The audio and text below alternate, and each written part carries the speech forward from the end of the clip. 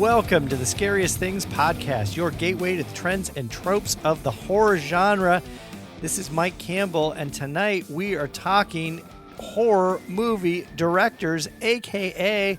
the sampler, the horror movie director sampler, a.k.a. the return of horror movie directors. And of course, I'm with Eric Lee and Liz Williams. So way back in 2018, a long time ago, back in the Neolithic age of Scariest Things. Yes, when before Liz, BL, BL, BL and AL, is that what? Yes, is that BL and AL. Yes, we're now firmly parked in AL, but before BL, we were on episode number 12. Episode number 12, wow. Eric and I took a cut. We took a swing at this this subject, the best directors. We talked about people like Roger Corman. We talked about George Romero. We talked about Ty West. We talked about Dario Argento. We talked about John Carpenter. We obviously talked about the heavy hitters. And as we were just kind of talking about, once you get past those big heavy hitters, people that have really spent their entire lives working in the horror genre, once you get past that, there's not a lot of directors out there that have, slaved away for years and years on making horror movies. Right. There's just a handful of people that have really stuck with the genre. I mean, when you get down to brass tacks, there's people that have dipped their toe in the water, given it a try, maybe done really well, but then they've stayed away from it forever. Mm-hmm. Very few are those that have stuck with it for decades and decades. And some of this is I think speaks to sort of the independent nature of being a director. Yeah. And back in the ye old days when you were a part of a studio director, then you're going to do westerns. Yep. And right. There was everybody did westerns back in the 40s. You're gonna do sci-fi. You're gonna do cheesy drive-in movies. Yeah, it was your romance or comedy, and that was your thing. Or God forbid, Roger Corman sunk his talons into you. You're doing crappy B movies forever with funny puppet rubber thingies. Because Roger Corman was one of our picks. That was one of your picks. Yes, yes, indeed. Roger Corman. Yep. Yeah, I mean, I think he had at that point in time. I mean, God knows, I can't even remember how many production credits he had. Got 80 production credits. But I think he had 50 some odd film credits. No, I think he's got hundreds of production credits. But he had 50 some odd film credits. Yep. Yeah. And he sort of stopped directing in the 80s. Kind of, yeah. I think, yeah. And his wife does a lot of the directing. Right. Or she picked up the slack. But it's fun actually to see. He will still show up on set, and he will. I mean, he is the godfather of schlock cinema. Oh yeah, And he, that the people who he taught, some people like Francis Ford Coppola. Yeah, Martin Scorsese. I don't know. Demme. A couple of minor directors. Jack Nicholson. I don't know. Peter Bogdanovich. Just Vincent Price. Small time guys. But all that wisdom, and he's such a nice man. One of the things that I really regret was that we didn't get a chance. He was at the Portland Horror Film Festival. That's right. A couple of years ago. Yeah. Missed out. That was BL. I think that was BL. Before Liz. Yes, before Liz. So what we're doing now, yes, is the sampler platter. This is the sampler platter. We're instead of talking about the greatest directors of all time, we're talking about a handful of directors and talking about those directors that have cobbled together at least a couple horror movies. Yeah, and ones that you might be somewhat familiar with. But trying to, once you get past the film that you recognize right off the top, what else have they done? Exactly. Exactly. And, because that's a frequent thing that Mike likes to ask during our podcast is, what else has this director done? Right. Right. And then that forces one of us to go into IMDb and search while we're doing the podcasting. And then you go, oh, yeah, I did that. All right. Okay. Yeah. Oh, he did Monster from Party Beach. Okay, that's good. I'll go see that. Yep. So sorry. Had to get back to the Roger Corman. I think that was William Castle. I think it was, yeah. You're right. But then again, someone out there will know and will get corrected. Monster from Party Beach. Sorry, Monster from Party Beach fans. Jeff Dean will probably know and correct me at the next horror trivia. So, anyway, I guess the way let's Mike, what was your criteria on how you decided to pick your director and what's first on? What is your opening course for this director? Well, so yeah, I went through, I went back and listened to episode 12 from the olden days in 2018, which 2018 does seem like a long time ago, long time ago. But I went back and listened to the good majority of that episode. And then I did, I just started to like look through all of the, the pantheon of horror movie directors. And I came across a director that we have poked fun at. That we have. I know Rob Zombie. It is not Rob Zombie. That we've poked fun at, but we have also given proper accolades to over the years for a number of his films, and some of his films, or at least one of his films, made it into the top 100. And I thought, geez, there's quite a bit of his work that's not horror at all, but we haven't really talked about a lot of his films save for one. And this, of course, is the American film director and screenwriter who has had a career spanning 50 years. This is Brian De Palma. Who might have out Hitchcock. Yeah, for sure. I think he took in many ways. I think you said that before. I think that you actually think that he's more Hitchcock than Hitchcock.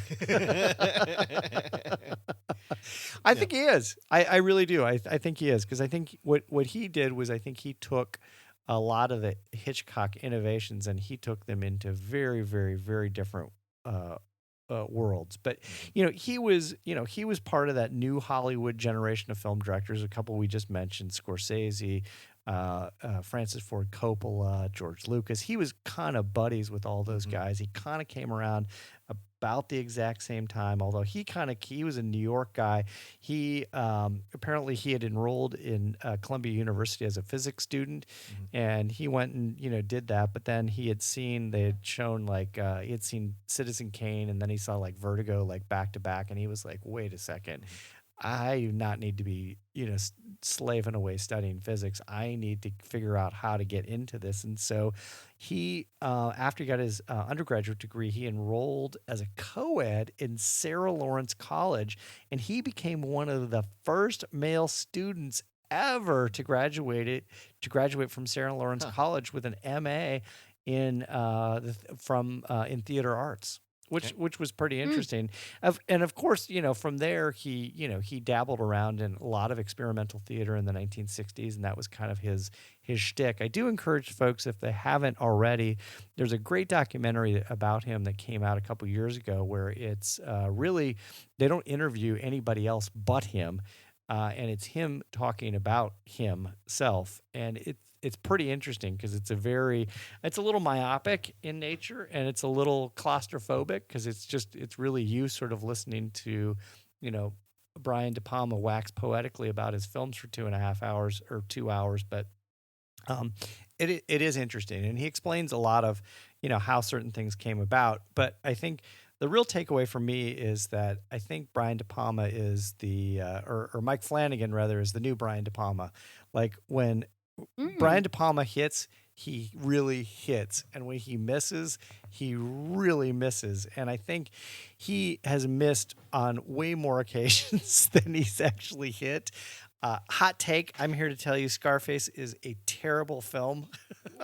I think Scarface... I've never seen it. I think it's one of the worst films ever, and I think it's been mythologized over the decades as this brilliant piece of cinema when it really isn't. I think some of the, I certainly think Al Pacino's role is, pretty extraordinary, and Al Pacino does a great job with it, but I think the film in total is not that good. But we are not here to talk about Al Pacino, even though Scarface does definitely have some horrific elements, including a chainsaw. Yes, a chainsaw.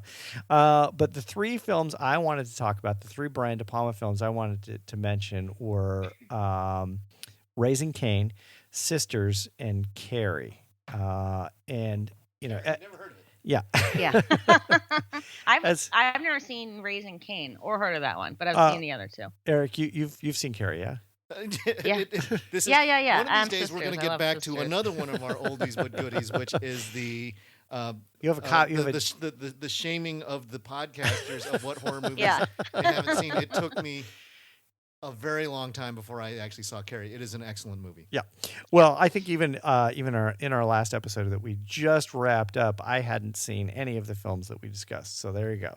So I am plenty guilty and need to be shamed for that. But the three I want to talk about, because I think really when you get down to it, beyond Carrie Sisters and Raising Cain, I think there's really only probably two other films in his canon that qualify as horror. That would be Blowout, Body Double. I guess Dressed to Kill. Dressed to Kill. Well, okay. There's more. There's yeah. What was the one that Liz brought? One also that the Pacino in Cruisin'. Yeah, no, that's Friedkin. That's William Friedkin. Yeah. I was thinking it was De Palma too, though. Yeah, same kind of vibe. Yeah, so I guess Dressed to Kill, Blowout, Body Double, and Phantom of the Paradise. Oh God, I love Phantom of the Paradise. Yeah, that'd probably be about it. That would be like really, really horror. I think everything else either is really just kind of thrillers, even the ones and/or action. Like Body Double and Blowout are thrillers. Yeah, I mean, Blowout is the only reason I put it sort of vaguely in the horror category is because obviously, John Travolta plays the audio engineer who is recording audio of horror movie horror movie voiceovers and women screaming. So I was like, okay, well that's horror. But yeah, so I think those are really for me the top of the peak for Brian De Palma, Carrie, Sisters, and Raising Cain.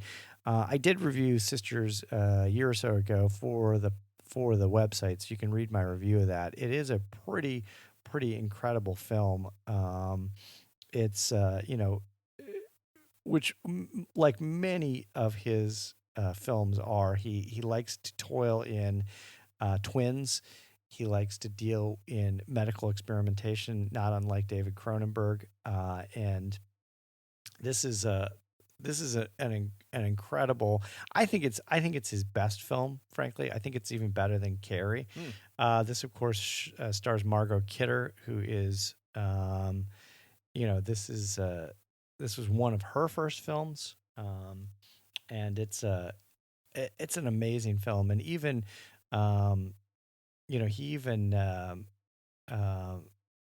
it's just an incredible film.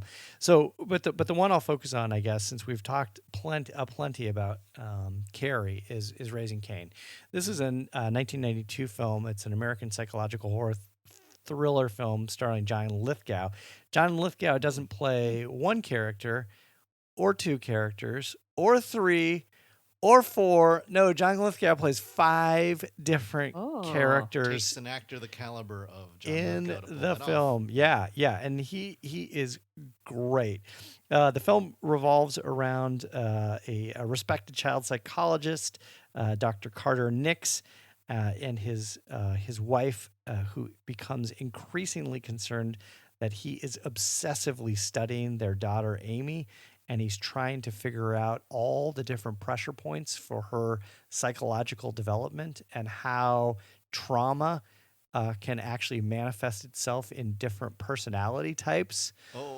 And you quickly, early on in the film, you learn that there may or may not be a twin brother, and there may or may not be a also equally famous Norwegian psychologist father who was studying many of the same. Is this Max von Sydow? No, it's John Lithgow. Oh, okay. Yeah. Yeah, it's John Lithgow playing his twin brother. It's John Lithgow playing his father. Yeah, and so, the film basically involves child abduction and abducting these children to specifically do these trauma-like experiments on them to figure out the points at which their personalities might actually sever from reality, and or manifest themselves in other personalities. Yeah, it's an incredible film. There's some great scares in it, really, really legitimate scares. There's one scare in the film that still absolutely terrifies me and absolutely shocks me. It is, I will say, parked firmly in a 1992 headspace. It is, so if that's something that bothers you and you can't get around, you may have to stay away from Raising Cain, but it really does. I mean, it looks. I can't take the 90s. I can't it's just take too the much. 90s. Enough with the corduroy. Yeah, it is a great film, and so yeah, as far as Brian De Palma goes, again, I know he's a pretty hit and miss kind of character, but I think if you stick with Carrie, you stick with Sisters, you stick with Raising Cain, I think you will have yourself a wonderful outing and a wonderful introduction into the world of Brian De Palma. And do Phantom of the Paradise too. And Phantom of the Paradise. And Blowout too, because John Travolta's great in that. I need to catch up on my De Palma. There you go. Catch up on your De Palma, yeah. Yep. Yeah, because and the other thing I will say about Brian De Palma is, obviously we joke about the fact that he's more Hitchcock than Hitchcock. Brian De Palma comes from, that new era of Hollywood, and I don't know that we will ever see directorial talent like that again, and I don't think you'll ever see an instance where you can be making films of that type for a 50-year period of time. Yeah, I think one of the curious things here is that the age of the thriller sort of has. You don't see many of them like you used to, because it used to be a staple of sort of mid-budget.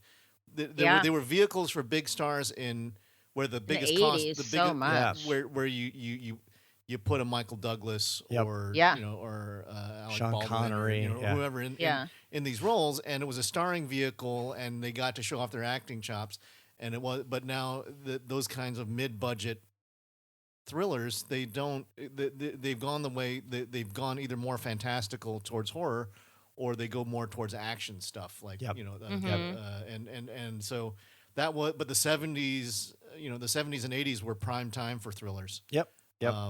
So and so sorry, Liz, you have to hope for a renaissance of your thriller renaissance. I'll take it. Yep. I'll just watch the ones from the 80s.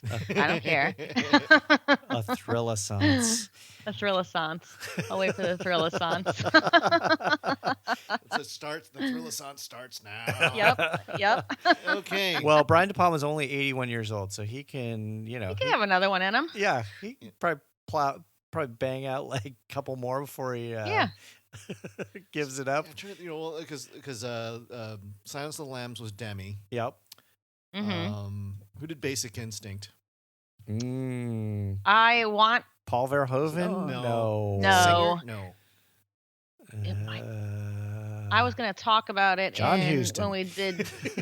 Hang on. I got it. I'm Googling. It Fatal is directed by Paul Verhoeven. Oh, no way. I got it. Yeah. Okay. Ding, ding, ding, It ding, was. ding, You were ding. right. Wow. Okay. There you go. Wow.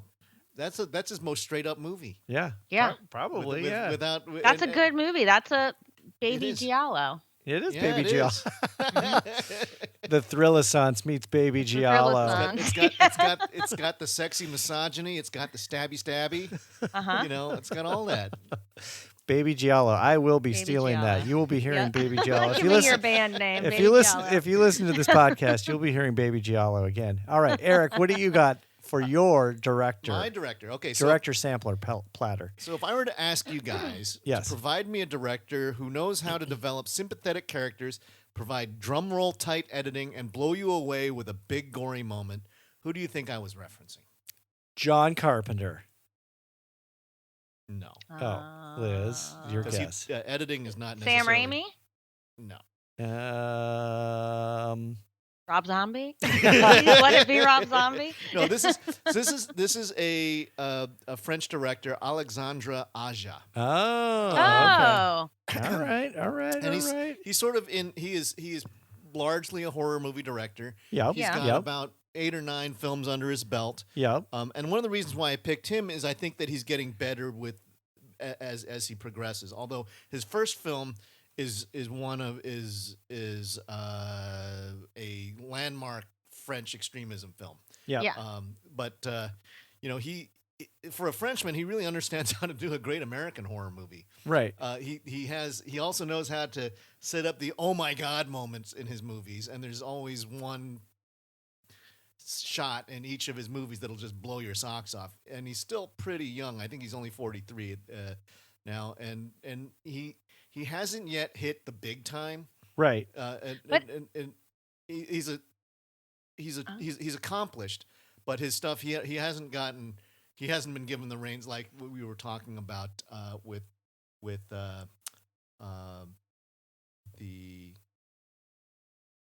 in our previous one, Ghost Moon Knight. Yeah.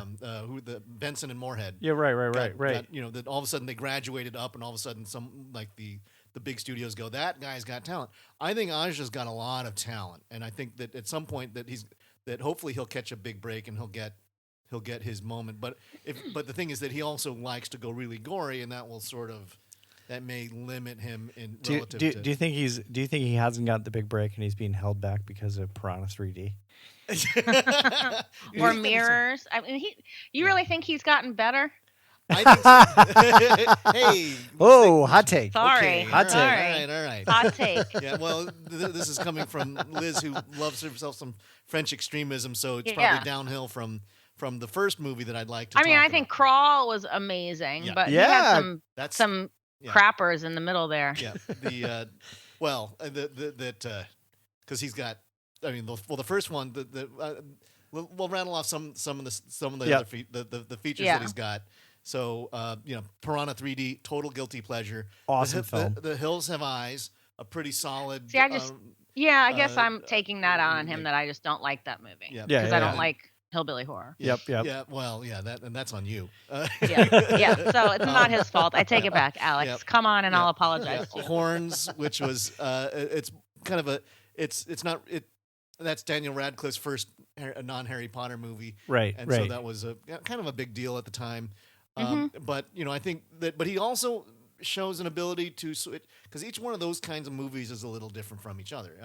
The first one that I want to talk about is High Tension, which is a slasher. And this is, I think, one of the things that I really appreciate about what he does is that his protagonists, by and large, make smart decisions. Yep. And he makes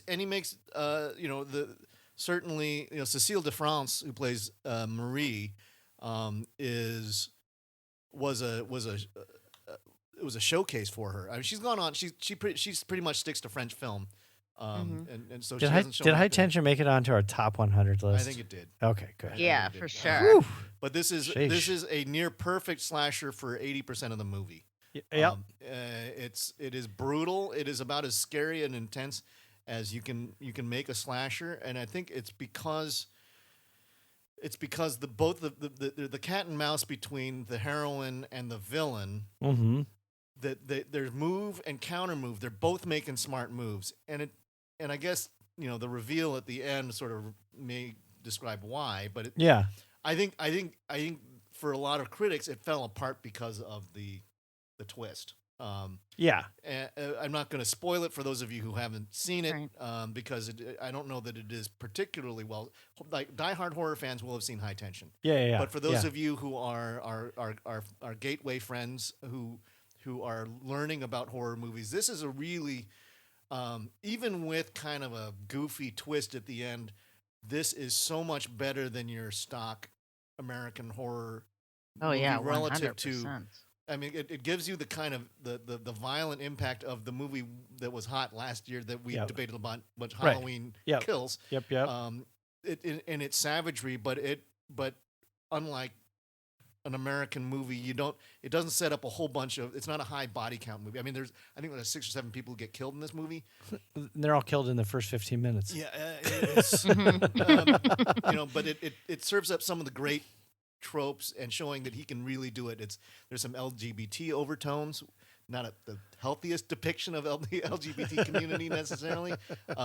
It's a great home invasion sequence. There's gas station horror, which is one of my favorite things. If you want to check out more about gas station horror, check out my dead list on the website. It also made it into the best horror opening sequence of all time. Yeah, so I think it hits on many levels. It hits on many levels. I think a really good comp was another movie that we had just talked a lot about, which is I Saw the Devil. Yeah, I think relative to its intensity and its and the killer versus the protagonist and all that, how that plays out. Yep. The twist aside, I think they're pretty comparable. The best kill in this movie involves of all things a chest of drawers and a staircase. It's enough said. You'll have to watch it. Right. You can actually see it if you just want to see that sequence. You can go on YouTube and it's on there. It's well, it is crazy, nasty, and absolutely horrifying to witness. The first time I saw it, I couldn't believe what I saw. But again, I think one of the things that Aja he has issues closing his movies. Yeah. I don't think High Tension did make our top 100, by the way. It didn't? It was on my it probably was on my, I don't know if I did I don't think it wasn't on my list. Did not make But I love it. Did it's not been a long time since I've seen it, though. So this is a template of how to correctly pace, edit, and perform in a serial killer film. Yep. And all the gory mayhem to boot. Yeah. The other one and this is one that actually Liz sort of referenced. It's sort of his mid period, which is I think sort of emblematic of other things that he's done. Is Mirrors. Yeah. It's Kiefer Sutherland, so he's taking a step up in sort of he's doing an American film, or he's actually filming in Romania, but he's got Kiefer Sutherland and Paula Patton showing up to do it's sort of a cop drama, and there's Kiefer Sutherland plays Ben, a New York cop who's having to rehabilitate his career after accidentally killing someone in the line of duty. So he's slumming it, trying to work his way back. He becomes a fall down drunk and needs to work his way back into society and back into the good graces of his colleagues and his family. So he's working as the night watchman in a burned out hotel that is haunted. Right.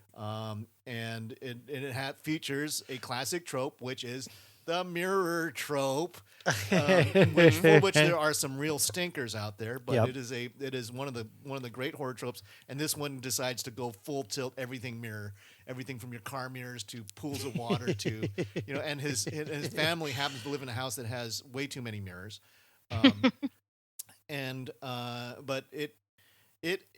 I think this is another movie that the 2/3 of the movie has got great pacing and plotting, and then it unravels in the third act. Yep.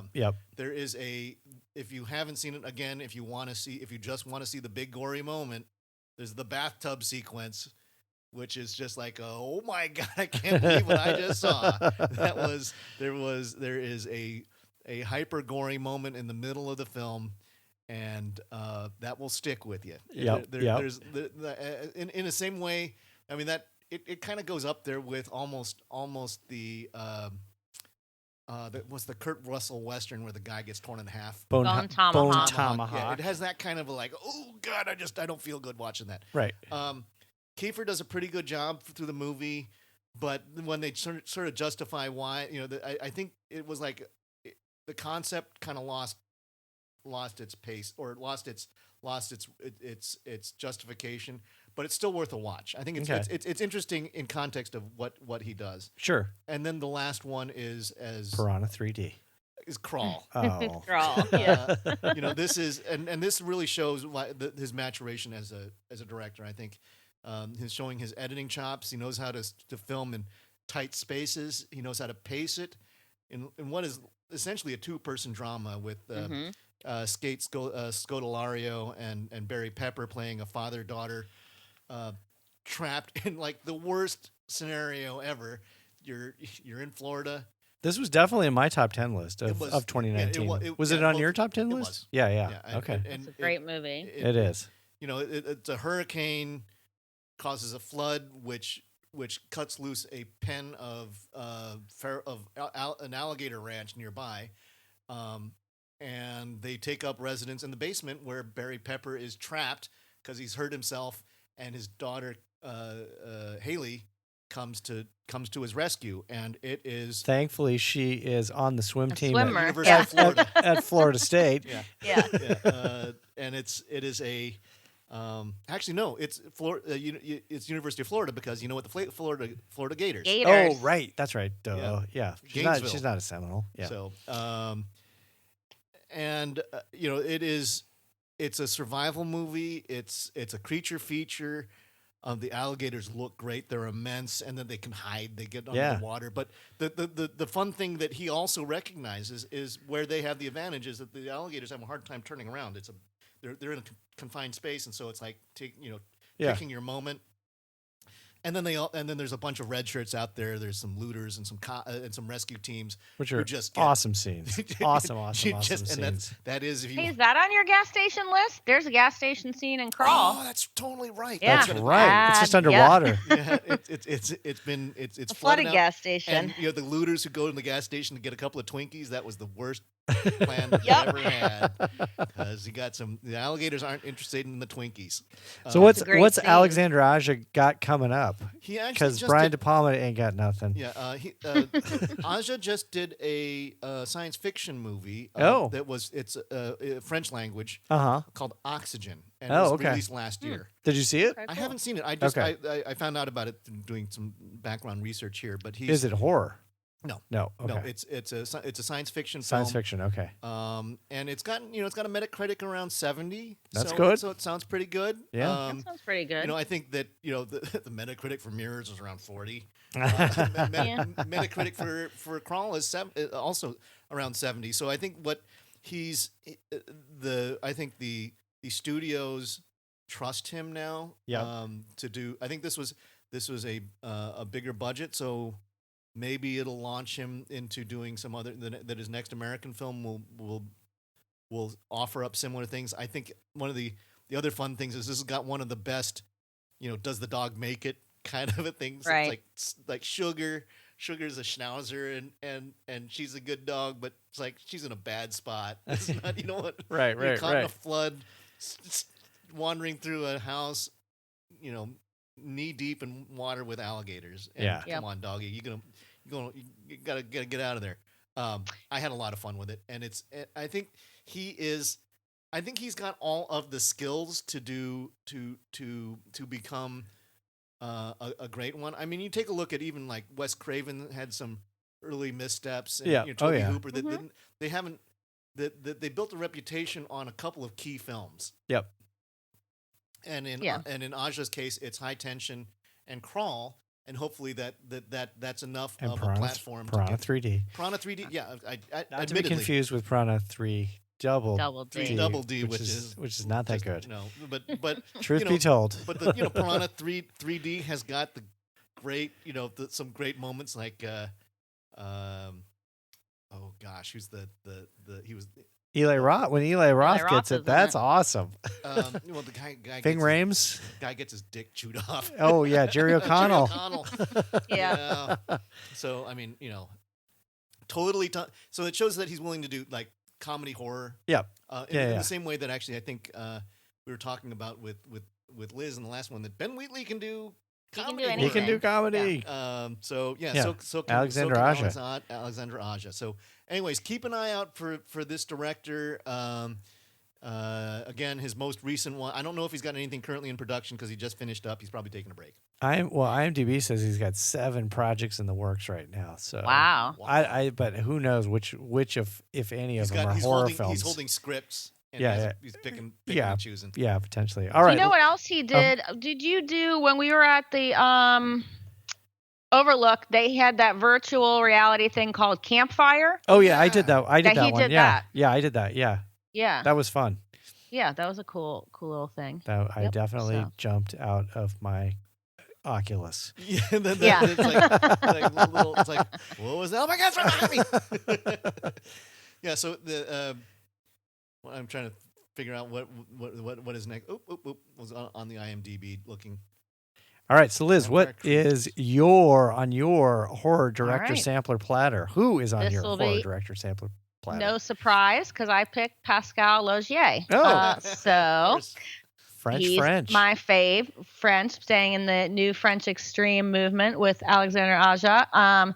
He only has 4 films, so my platter of 3, you can just add get dessert and add the 4th. So there is not a lot of info about him. He's 50. He's a Libra. He worked on.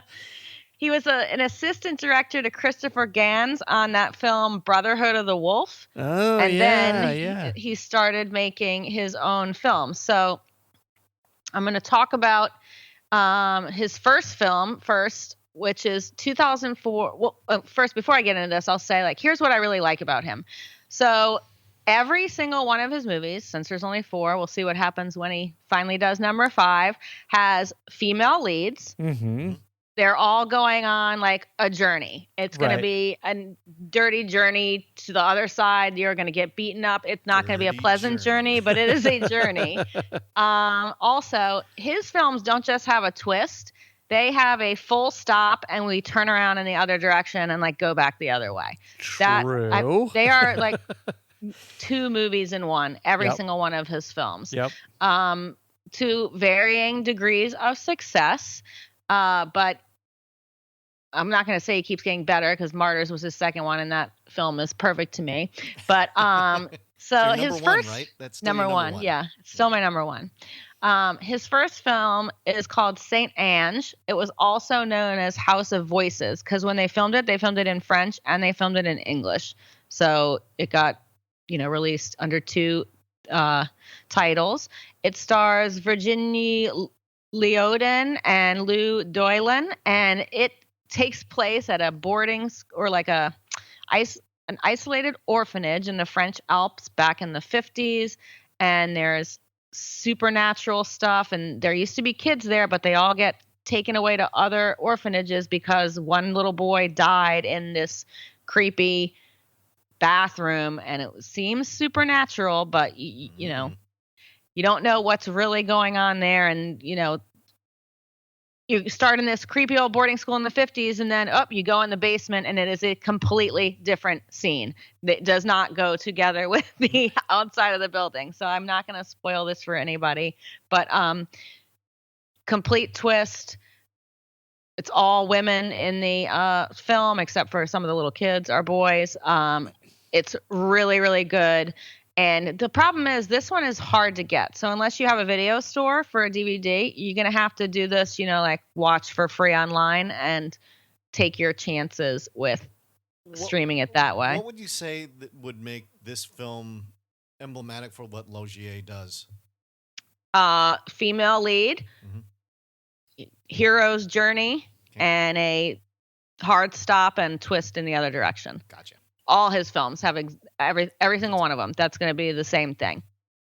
So his second one that I'll talk about is Martyrs from 2008. I've talked about this before. It's my favorite film. It is, to me, probably, it's a perfect movie. It is a 5-star movie. I love it. Eric hasn't seen it, so he can't say anything. Wait, Mike has. I saw it, yeah. Mike saw it. I watched for the horror movie pilot challenge. Yeah, I liked it. I thought it was awesome. Yeah. Yeah, it's it's such a fascinating story too, because it's when it, it kind of to your point about the sort of hard stop and big twist. The first part of the film has nothing to do with the second part of the film. Exactly. I mean, they're connected, but they're so very different in tone and tenor and everything. But then you go, oh, this all makes complete sense. Exactly, and he writes these too. So he's right. Going all out and doing all these.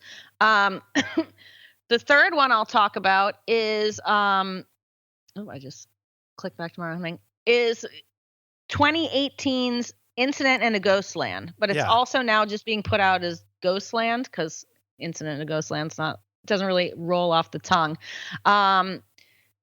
This one, same exact thing. It is super violent, super visceral, female lead, hard twist right in the middle, and this one plays a little bit more with kind of psychological horror than Saint Ange does. Martyrs, obviously, the entire thing is psychological.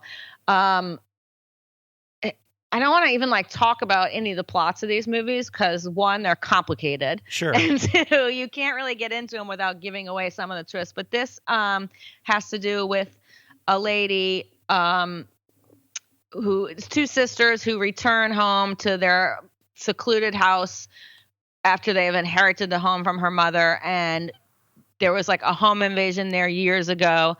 And one of them is successful and a writer and has moved on. And the other one has not moved on and is a hot mess, hot mess. And there's some really creepy criminals and it's a nasty film. So nasty, in fact, that when they were filming it, one of the actresses got injured going through a plate glass window. And then, they sued. And she was awarded $40,000, and they were fined and everything. So. Yeah. So now, what about Liz? What about the tall man? You skipped. Okay. I noticed that was an omission. I didn't know if that was dessert or as a part dessert. Of the same. Okay. So because that is the least horror of the horror movies. Oh, interesting. Because it looks, tastes, and feels like a horror movie, but you're saying it is not. No, it is because I talked about it in. I think I talked about it in Abduction Horror. Oh, right. Yeah, that's but right. This doesn't have the blood and gore like the other ones do. Okay. But it has your strong female lead, played by Jessica Biel in this case. Yeah. It has you think it's going one way, and that one has a huge twist. Okay. And then, but the journey, it follows all the same pacing, but it just doesn't have the blood and guts and extremism that the other ones do. But also it's written and directed by him. So that one's kind of, it says more of a mystery horror film. And I'd say that's fair. Okay. It's really good though, but I could see how some people would be very turned off by it. Okay. Because they'd be like, this isn't good. I think it's great. I love all of his movies. On a related note, though, I was definitely turned off by Slender Man, which was, in the same universe as The Tall Man. But yes. No, this is... Slender Man, 2018 Slender Man was El Estinco. Yeah, not a great title for what it actually ends up being. Okay. It kind of reminded me... When Antlers came out, Antlers reminded me of The Tall Man a little bit, just where they filmed it. It looked like the same kind of set. It was in an old mining town. It's impoverished and children are disappearing. So kind of had that same feel. All right. Yeah, all right. But this is, for the second there, I thought The Tall Man's like, is that the one with Jeff Goldblum? No, what was that? That was the man with one red shoe or something like that. Or that was Tom Hanks, wasn't it? Oh gosh, hold on. Because it almost is like The Tall Man. Why does it sound familiar and yet not familiar? So right now, Logier does not have anything that I can find in process. He was supposed to be doing that Hellraiser remake that David Bruckner is now going to do, but the reason it says he was taken off of it was that there was too many creative differences with the producers, not with Clive Barker, because he wanted to go really dark and lean into the S&M and, sexuality of Hellraiser. And they wanted something a little bit more commercial and less extreme. Yeah, Barker wanted to do that for the first Hellraiser. Yeah. I mean, that's what he writes about. I mean, right. He really dives into the psychosexuality and that's what made him sort of a famous writer, and they wouldn't let him go as nasty as he wanted to go. So, Liz, have you been this is a personal question. Have you been taking French lessons because you want to have Logier on the podcast and just I should do it all in French? It would just be like, can you open the window, please? Where's the bathroom? I like Tall Man. Yeah, I like. I like Ghost. Yeah. The movie that I was thinking of was the 1989 movie The Tall Guy, starring Jeff Goldblum. Okay. Oh, he is a tall guy. All right, well, let's recap real quickly for the horror movie director sampler platter. I started off with Brian De Palma and the 3 films of his you should watch. I mean, there's probably more than 3, but the 3 you should definitely watch that are horror movies. Firmly parked in the world of horror are Carrie, Sisters, and Raising Cain. Eric. I am picking for my sampler platter yes. Alexandra Aja Smorgasbord Platter. This is starting with High Tension from 2003. His classic slasher movie, super intense. Don't mind the ending. The 2008 supernatural movie starring Kiefer Sutherland, Mirrors. And then 2019's creature feature survival horror Alligators in the Basement, Crawl. Yeah. Yes. Okay, and I had Pascal Laugier, and I picked 2004 Saint Ange, 2008's Martyrs, and 2018's Ghostland, or Incident in the Ghostland, and I also put The Tall Man in there from 2012 for dessert. A little less horror. A little less horror. His thing is like, okay, he's like, I'm going to use like one thing and make 4 different recipes. So it's going to be like, I don't know, it's chocolate, but here it's going to be like a mousse, and here it's going to be on bacon. So you're getting the same thing, but it's all just a little bit different. So whereas he's a bit of an auteur, though. He's going to be He's going to make you wait for the next course for. Right. Oh yeah, for sure. He's very, very selective. It seems like. Yeah. It's not for the lack of opportunities. It's just he's like a Kubrick-y kind of a guy who doesn't make who makes. Seems like it. It's 4 to 6 years in between every movie, and then when I was looking for this, I just found that he did a French mini-series in 2020, which now I'm going to have to find because it's about people on an island and each of them has committed a murder. Ooh. So I got to find that. All right. Yeah. Who's got a tagline to take us out of here? I have one. It's from The Tall Man. Fear takes a new shape. Get it? Oh. Okay, we'll take it. Not great, but yeah. Movie's better. We'll than the take what tagline. we can get. There, it was screwed up in the translation. Yeah. It sounds good in French.